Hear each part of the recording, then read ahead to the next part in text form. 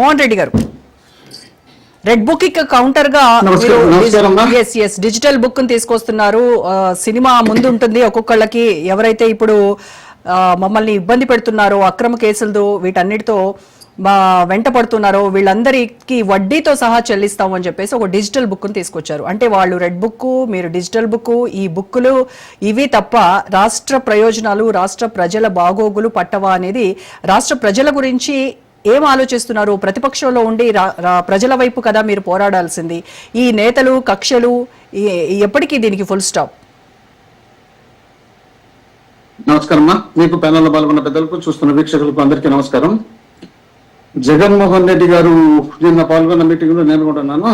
ఆయన ముఖ్య అతిథిగా వచ్చినటువంటి మీటింగ్ లో నేను కూడా పాల్గొన్నాను. ఆ మీటింగ్ లో వచ్చినప్పుడు పూర్తి స్థాయిలో పార్టీకి సంబంధించినటువంటి పటిష్టత గురించి మాట్లాడుతూ ఆ తర్వాత జరిగినటువంటి పరిణామాల గురించి విశదీకరించి చెప్పేటప్పుడు డిజిటల్ ద్వారా మనం యాప్ ఓపెన్ చేస్తున్నాం. ఆ యాప్ లో ఏమేమి ఉన్నాయని అంటే గతంలో వీళ్ళు తెలుగుదేశం పార్టీ వాళ్ళు ఎవరిని రేపు చేసినారు, ఎవరిని చంపినారు, చంపిన తర్వాత ఎవరి మీద కేసులు పెట్టారు, వీళ్ళు మా కార్యకర్తలు ఏ విధంగా చంపినారు, మా కార్యకర్తలకు కాకుండా ప్రజలు ఏదైనా వాట్సాప్ లోనో ఫేస్బుక్ లోనో పెడితే వాళ్ళని ఏ విధంగా చిత్రహింసలు పెట్టారు, మా మహిళలను తీసిపోయి ఏ విధంగా రేపులు చేసినారు, రేపులు చేసిన మహిళలను ఏ విధంగా చంపినారు, చంపిన మహిళలకు సంబంధించి వాళ్ళ శవాలు కూడా దొరకకుండా ఏ విధంగా చేసినారు, వాళ్ళ కేసులు కూడా కట్టకుండా ఏ విధంగా చేసినారు.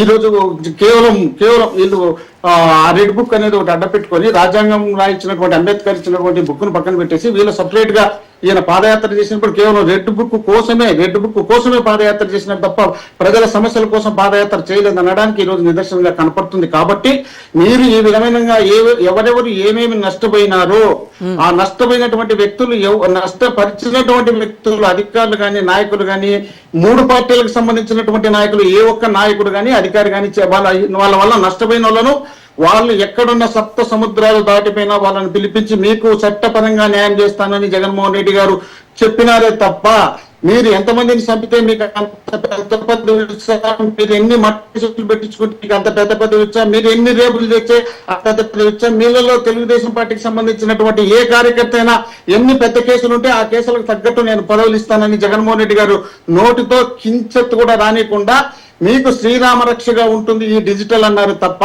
మీరు అందరినీ నరికి రాకుండా మీకు పెద్ద పదవి ఇస్తానని జగన్మోహన్ రెడ్డి గారు చెప్పలేదు. అదే విధంగా వీళ్ళు ఈ రోజు చెప్తున్నారు బ్రహ్మాండంగా మేము పరిపాలన సాగించినాం, బ్రహ్మాండంగా చేసినాం, ఈ పరిపాలన భారతదేశంలో ఎక్కడా లేదు, ఇంతకన్నా మించిన పరిపాలన ఏడలేదు అన్నట్టు చెప్పుకుంటున్నారు కదా.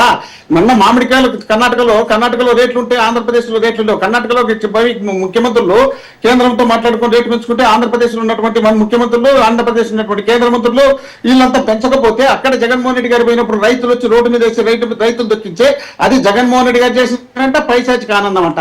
అది నిన్న ఈ రోజు ఇప్పుడు టమాటాలు ఎక్కడ చూసినా దారి పొడవునా టమాటాలు వేస్తున్న రేట్లు, ప్రతి పంటకు గిట్టుబాటు ధర లేదు, ఎక్కడే కానీ గిట్టుబాటు ధర లేకుండా చేసి, అది కాకుండా వరి పెట్టుకుంటే టయానికి కనీసం యూరియాకు సప్లై కావాలని యూరియా గురించి మాట్లాడితే ఆ యూరియా గురించి మాట్లాడినప్పుడు మా మీద అక్రమ కేసులు పెట్టి జైలులో పెట్టించే కార్యక్రమం చేస్తున్నారు. లాస్ట్ కి వీళ్ళు అసెంబ్లీలో వరదరాజు రెడ్డి గారు పొద్దుటూరు ఎమ్మెల్యే గారు ఆయన చెప్పారు, అయ్యా మనకు సిగ్గు పోతుంది, మానం పోతుంది, కేంద్రంలో మనం మాట్లాడుకుని యూరియా తెచ్చి సప్లై చేయలేకపోతే కనీసం మనం చేసే ఈ చిన్న పని కూడా చేయలేకపోతే మన మకాన రైతులు ఉమ్మేస్తున్నారు జనాల్లో, ఇదన్నా చేయండి అని మన అసెంబ్లీలో మాట్లాడారు. అట్లా వీళ్ళు ఈ విధంగా తప్పులన్నీ చేసుకుంటా పోయి ఈ విధంగా వాళ్ళు పరిపాలన చేత కాకుండా పోయి వీళ్ళేదో పెద్ద ఘనకార్యాలు చేసినట్టు ఎప్పుడో మెగా డిఎస్సీ ఇస్తాం 30,000 పోస్టు ఫిల్అప్ చేస్తామని ఆ అసెంబ్లీలో అంటున్న మీటింగ్ లో 5 చోట్ల 5 సంవత్సరాలు ఇదే ప్రసంగం చేసిన వాళ్ళు ఈ రోజుకి వచ్చి 16,000 పోస్టు ఫిల్అప్ చేసినామని జగన్మోహన్ రెడ్డి గారు 6,000 పోస్టులకు నోటిఫికేషన్ ఇచ్చినారు. వీటిని కలిపి 16,000 పోస్టు ఇచ్చినామని 2 సంవత్సరాలు కావచ్చు అంటే ఈ రోజుగా చేతికి పేపర్లు ఇచ్చిన తప్ప ఆర్డర్ లేదా. అలాంటిది వీళ్ళేదో ఎంత ఘనకార్యాలు చేసినట్ట జగన్మోహన్ రెడ్డి గారు ఒక్క పోస్ట్ కూడా లేదంట. 2,30,000 పోస్టులు ఒకే సంతకం ఒకే నోటిఫికేషన్ లో ఇచ్చినటువంటి ఏకైక ముఖ్యమంత్రి భారతదేశంలో ఒక్క జగన్మోహన్ రెడ్డి గారు అన్న విషయాన్ని వీళ్ళు గుర్తించుకోవాల్సిన అవసరం ఉంది. దాదాపు 7 లక్షల 8 లక్షల మందికి ఉద్యోగాలు, ప్రైవేట్ కాంట్రాక్ట్ ఉద్యోగాలు ఇచ్చినటువంటి ఘనత జగన్మోహన్ రెడ్డి గారికి దక్కిందన్న విషయం వీళ్ళు గుర్తించుకోవాల్సిన అవసరం ఉంది. వీళ్ళు ఏదో చెప్తున్నారు 17 మెడికల్ కాలేజీలు అంట, 17 మెడికల్ కాలేజీలు కొన్ని కట్టారంట, కొన్ని కట్టలేదంట. ఈ 15 సంవత్సరాలు అనుభవం ఉన్నటువంటి ముఖ్యమంత్రి చంద్రబాబు నాయుడు గారు కేవలం 4 ప్రారంభించిన ఇతర పార్టీలకు సంబంధించి ఇతర ప్రభుత్వాలు చేసినటువంటి వాటిని ప్రారంభించినారు తప్ప ఆయన ఇంతవరకు ఒక మెడికల్ కాలేజ్ కూడా కట్టలే. అలాంటిది జగన్మోహన్ రెడ్డి గారు 2 సంవత్సరాలు కరోనా వచ్చే 3 సంవత్సరాలు అధికారం చేస్తే ఆ 3 సంవత్సరాల్లో 17 మెడికల్ కాలేజీలు తెచ్చి 7 కాలేజీలు పూర్తి చేసి 5 కాలేజీలు రన్నింగ్ ఇచ్చినటువంటి మీసమున్న దమ్మున్న మగాడు జగన్మోహన్ రెడ్డి అయితే ఆయన పట్టుకొని ఏదో అప్పులు చేసినట్టు 1,00,000 కోట్లు విలువ చేసే మెడికల్ కాలేజీలను వీళ్ళు ఇష్టం వచ్చినట్టు ప్రైవేట్ వ్యక్తులకు దారాదత్తం చేసి వాళ్ళ నుండి కమిషన్ పిక్కోవడానికి ఈ విధమైనటువంటి కుయుక్తులు పడి ఈ విధంగా చేసుకుంటూ పోవడమే కాకుండా వీళ్ళు 500 కోట్లతో ఏదో పెట్టానంట ఋషికొండలో. మరి 500 కోట్లతో ఋషికొండలో పెట్టి జగన్మోహన్ రెడ్డి గారు కమిషన్ తీసుకొని ఉంటే ఈయన లక్ష ఎకరాలు భూమి తీసుకొని 1,00,000 ఎకరాలు 25,000 ఎకరాలు మీ పార్టీకి సంబంధించినటువంటి నాయకులు తీసుకొని దాంట్లో కాకుండా ఇప్పుడు మళ్ళీ 1,00,000 కోట్లు పెట్టి కేవలం 50,000 ఎకరాలకే 1,00,000 కోట్లు రోడ్లకు లైట్లకు అవుతుంది. మరి మోహన్ రెడ్డి గారు ఇవన్నీ మరి అసెంబ్లీ సాక్షిగా ఎందుకు మరి మీరు గొంతెత్తరు? జరుగుతున్నటువంటి వీటన్నింటికి మీకు ఒక అసెంబ్లీలో మాట్లాడేటువంటి అవకాశం ఉంది కదా, ఎందుకు మరి జగన్మోహన్ రెడ్డి ఎందుకు అసెంబ్లీకి వెళ్ళరు? రోజా గారు, ఈ రోజు మీరు చూసినా లేదు అసెంబ్లీలో బాలకృష్ణ గారు జోబులో చేతులు పెట్టుకొని తాగి సైకో గాడు అంట. ఎవరు? జగన్మోహన్ రెడ్డి గారు. జగన్మోహన్ రెడ్డి గారు సైకో గాడు అంట. ఆ సైకో గాడు చెప్తే నేను పోలేదంట. ఆ సైకో గాడు అని చెప్పినప్పుడు అక్కడ ఉన్నటువంటి డిప్యూటీ స్పీకర్ మోహన్ రెడ్డి గారు అదే భాష గురించి మాట్లాడాలి. భాష గురించి ఒక్క నిమిషం మోహన్ రెడ్డి గారు భాష గురించే మాట్లాడాలి, వాళ్ళ భాషను ఎత్తి చూపాలి అని అంటే అసలు ఎవరు తగ్గరు. ఆ భాష గురించి వదిలేసేయండి ఇంకా. ఎందుకంటే వైఎస్ఆర్సీపీ ఎలా మాట్లాడిందో చూసాము. రోజా గారు మీరు వినాలా, ఎందుకంటే భాష ఎవరు ఏం మాట్లాడినారు, ఎవరు ఎక్కడ మాట్లాడినారు దాని గురించి కూడా చెప్తా. ఇప్పుడు చెప్పారు కదా అజయ్ గారు ఏమని, మా నాయకుని తల్లిని తిట్టారని. మీ నాయకుని తల్లిని తిట్టారు, మా నాయకుని భార్యను కూడా తిట్టారు. మా నాయకుడు భార్యను తిట్టేటప్పుడు మీ నాయకుని తల్లిని తిట్టిండేది అది కనీసం బయటికి కూడా బయటకు రాని విషయం. అది అయితే మా నాయకుని తల్లి తిప్పి టీవీలో ఇంటర్వ్యూ ఇచ్చినాడు మీ వాడు, మీ కార్యకర్త, మీ నాయకుడు. అదే విధంగా మీరు స్వయంగా జూనియర్ ఎన్టీఆర్ తల్లిని మీ ఎమ్మెల్యే తిట్టడానికి తిట్లని తిట్టే మీ నాయకునికి బాధ రాలే. వాళ్ళని పిలిచి సన్మానం చేసి లోపల పిలిచి పంపించారు. వాళ్ళు భాషలు చెప్తే ఎట్లన్నా, వాళ్ళు మాట్లాడితే ఎట్లా? వాళ్ళు మాట్లాడేదే కాకుండా జగన్మోహన్ రెడ్డి గారు అసెంబ్లీకి ఎవరికి భాష గురించి మాట్లాడేటువంటి అర్హత లేదు అని చెప్తున్నాను నేను. ఏ నాయకులు అటు వైసీపీ వాళ్ళు కానీ టీడీపీ వాళ్ళు కానీ ఎవరు తగ్గరు భాష విషయంలో. అందుకే ఆ భాష గురించి ఎంత తక్కువ మాట్లాడుకుంటే అంత మంచిదని చెప్తున్నాను. అసెంబ్లీ గురించి మాట్లాడచ్చు వచ్చినప్పుడు అసెంబ్లీకి వెళ్ళిన రోజే జగన్మోహన్ రెడ్డి గారు ఒక లెటర్ ఇచ్చారు స్పీకర్ గారికి. ఏమని? నాకు సమయం ఇవ్వాలా, ప్రతిపక్ష స్థానం ఇవ్వండి. ప్రతిపక్ష స్థానం ఇవ్వడం అంటే మీరు చెప్పినట్టు సీట్లు కాదు, ఓట్లు 40% మాకు వచ్చినాయి. మీరు 3 పార్టీలు గెలిచినా ఒక్క పార్టీ కూడా మాకన్నా ఎక్కువ ఓట్లు రాలేదు. మీరు 3 కలిసినా కూడా 52%, 53% వచ్చా, మాకు 40% ఓట్లు వచ్చినాయి. ప్రజల సమస్యల పైన మేము మాట్లాడాల్సిన బాధ్యత మా పైన ఉంది కాబట్టి ప్రజలు మాకు ఓటు వేసినారు కాబట్టి మేము మాట్లాడతాం ఇమ్మని చెప్పినారు. సరే ఏమన్నారు, అది కోర్టుకు వేసినారు. కోర్టులో నోటీసులు ఇచ్చినారు మన స్పీకర్ గారికి, శాసనసభ వ్యవహారాల మంత్రి ప్రయాల కేశవ్ గారికి.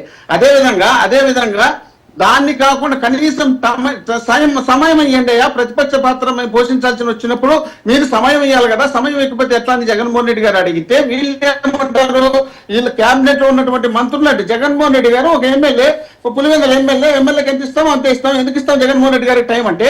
ఒక మాజీ ముఖ్యమంత్రి, 11 మంది ఎమ్మెల్యేలకు అధిపతి, 40% ఓట్లు ఇచ్చినటువంటి నాయకుడు, ఒక ప్రధాన ప్రతిపక్షం పార్టీకి సంబంధించినటువంటి వ్యక్తి. అలాంటి వ్యక్తిని పట్టుకొని మీరు ఎమ్మెల్యేకి ఇచ్చినట్టు స్థానం టైం ఇచ్చామని చెప్పి మీరు ఇలాంటి లీడర్లందరినీ పెట్టుకొచ్చి ఆయన ఇష్టం వచ్చినట్టు తిట్టించడానికి మీరు అసెంబ్లీకి రమ్మని చెప్తున్నారా? 67 మంది ఎమ్మెల్యేలు ఉన్నప్పుడే జగన్మోహన్ రెడ్డి గారి ప్రతిపక్ష నాయకుడుగా బ్రహ్మాండంగా మా ప్రజా సమస్యలు ఎత్తి చూపించేటప్పుడు మీరు వ్యక్తిగతంగా బొండా ఉమా కానీ చింతమనేని ప్రభాకర్ కానీ ఆ రోజు తిట్టినటువంటి వ్యక్తిగత విమర్శలు, తిట్లు అవన్నీ చూసిన తర్వాత కూడా జగన్మోహన్ రెడ్డి గారి సహనంతో, ఓర్పుతో అసెంబ్లీలో కూర్చున్నా కూడా అప్పుడున్నటువంటి స్పీకర్ ఉన్నటువంటి కోటేశ్వర శివప్రసాద్ గారు టైం ఇకపోతే టైం ఇవ్వనప్పుడు డైరెక్ట్ గా చెప్పి మీరు నాకు సమయం ఇవ్వలేదు, నేను మాట్లాడాల్సినప్పుడు మీరు టైం ఇవ్వకుండా కట్ చేస్తున్నారు, కేవలం అధికార పార్టీకి ఎట్లా తిట్టడానికి నా మీద మీరు ఇస్తున్నారు కాబట్టి నేను అసెంబ్లీ నుండి బయటకు వెళ్ళి నెక్స్ట్ సీఎం అయిన తర్వాత అసెంబ్లీకి వస్తానని చెప్పి వెళ్ళినటువంటి జగన్మోహన్ రెడ్డి గారు. కాబట్టి ఆ రోజు ఈయనప్పుడు ఈ రోజు ఎట్లా ఇస్తున్నారు వాళ్ళు ఇప్పుడే చెప్తున్నారు కదా, మినిస్టర్లు ఈ విధంగా మాట్లాడినప్పుడు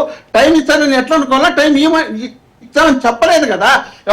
అదే స్పీకర్ గా ఉన్నటువంటి అయ్యన్న పాత్రుడు గారు ఏమంటారు, అక్కడ విశాఖపట్నంలో కూర్చొని జగన్మోహన్ రెడ్డి గారు ఓడిపోయినారు, చచ్చిపోలేదు, చచ్చిపోవాలా, ఇలాంటి వ్యక్తులను స్పీకర్ గా తీసుకొచ్చి పెడితే జగన్మోహన్ రెడ్డి గారికి టైం ఇచ్చి ప్రజా సమస్యలు వినిపించే కార్యక్రమం వీళ్ళు చేస్తారా? వీళ్ళు చేయలేదు కాబట్టి, వీళ్ళు సమస్యలు సృష్టిస్తున్నారు కాబట్టి, వీళ్ళు ప్రజలకు ఇబ్బంది కల్పిస్తున్నారు కాబట్టి, ఇలాంటి ఇబ్బందులు కల్పిస్తున్నటువంటి నాయకులకు ఎత్తి చూపించాలనే ఉద్దేశంలో భాగంగానే జనం దగ్గరికి వెళ్లి జనం సమస్యలు తెలుసుకున్న తర్వాత అక్కడ ప్రెస్ మీట్ పెట్టి, అయ్యా ఈ విధమైనటువంటి సమస్యలు ఉన్నాయి, ఈ సమస్యలకు మీరు పరిష్కారం చూపించలేకపోతే దీనిపైన మళ్ళీ మేము ఉద్యమం చేయాల్సి వస్తుందని చెప్తే దాన్ని కూడా పరిగణలోకి తీసుకోకపోతే జనం దగ్గరికి వెళ్తున్నారు. జనం తండాలుగా వచ్చి 5 మంది 10 మందికి మందులు ఇచ్చి డబ్బులు ఇచ్చి తీసుకొచ్చినారంట. ఒక్కొక్కరు ఒక్కొక్క రకంగా చెప్తారు. లక్షల మంది క్యూ కట్టి జనం వస్తుంటే అది తట్టుకోలేకపోయి సెక్యూరిటీ లేకపోతే అక్కడ ఉన్నటువంటి మా కార్యకర్త బండి కింద పడుతుంది, వాళ్ళ బండి కింద కాన్వాయ్ కింద పడితే అది జగన్మోహన్ రెడ్డి గారి బండి కింద పడినారని కేసు పెట్టడానికి ముందుకు వస్తారు. అంటే ఇంత దిగజారిపోయి ప్రజా సమస్యలు ఎత్తి చూపించడానికి వెళ్ళినప్పుడు కూడా వీళ్ళు దానికి కూడా కేసులు కట్టించాలనే ఉద్దేశంలో భాగంగా చేయడమే కాకుండా వీళ్ళు ఏదో చెప్తున్నారు, రెడ్ బుక్ లో ఏం లేదంటే ప్రజాస్వామ్యబద్ధంగా పోతున్నారంట, జగన్మోహన్ రెడ్డి గారిని అరెస్ట్ చేస్తారంట. ఏమని అరెస్ట్ చేస్తారు? జగన్మోహన్ రెడ్డి గారిని అరెస్ట్ చేస్తారా? ఈ రాష్ట్రంలో ఉన్నటువంటి పేద బడుగు బలహీన వర్గాలకు 2,30,000 కోట్ల రూపాయలు డైరెక్ట్ గా జగన్మోహన్ రెడ్డికి ఇచ్చినారు. జగన్మోహన్ రెడ్డి గారు ఉన్నప్పుడు ఏ ఒక్కరికి కూడా ఇప్పటికీ చేయలేదు. 2 లక్షల కోట్లు అప్పు చేస్తున్నారు. మీరు మాటల మీద కాలం జరుపుతున్నారు, మీరు పబ్లిసిటీ మీద పాలన చేస్తున్నారు, మీరు మమ్మల్ని బెదిరియాలని పాలన చేస్తున్నారు. కాబట్టే మీరు చేస్తున్నటువంటి అన్యాయాలకు అక్రమాలకు మేము బలైపోయినటువంటి మా కార్యకర్తలకు రక్షణగా ఉండాలనే ఉద్దేశంలో భాగంగా నమోదు చేయండి, డిజిటల్ బుక్ లో నమోదు చేయండి.